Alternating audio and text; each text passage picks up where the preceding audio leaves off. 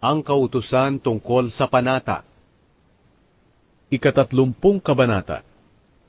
Sinabi ni Moises sa mga pinuno ng lahi ng Israel, ito ang mga utos ng Panginoon. Kung ang isang lalaki ay gagawa ng panata o susumpa sa Panginoon na gagawin niya o hindi ang isang bagay, kailangang tuparin niyang lahat ang kanyang sinabi.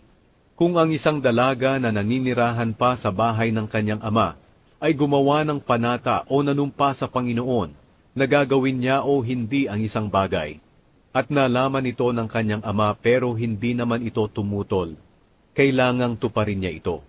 Pero kung tumutol ang kanyang ama nang malaman ito, hindi na niya ito kailangang tuparin.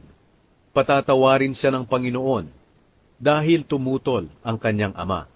Kung ang isang dalaga ay manumpa o gumawa ng panata na gagawin niya o hindi ang isang bagay, pagkatapos nag-asawa siya, kahit na pabigla-bigla man o hindi ang kanyang pangako, at nalaman ito ng kanyang asawa, pero hindi naman ito tumutol, kailangang gawin niya ang kanyang ipinangako.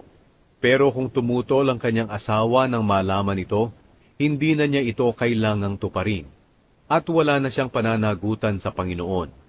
Pero kung ang isang biyuda o babaeng hiniwalayan ng asawa ay gumawa ng panata o nanumpa na gagawin niya o hindi ang isang bagay, kailangang tuparin niya ito.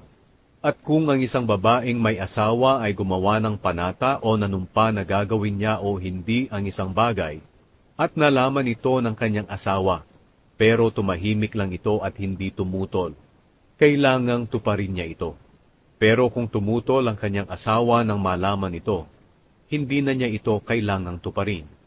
Patatawarin siya ng Panginoon dahil tumutol ang kanyang asawa. May karapatang pumayag o tumutol ang kanyang asawa sa kahit anong ginawa niyang sumpa o panata. Pero kung hindi tumutol ang kanyang asawa sa mismong araw na nalaman niya ito, pumapayag ang kanyang asawa na tuparin niya ito.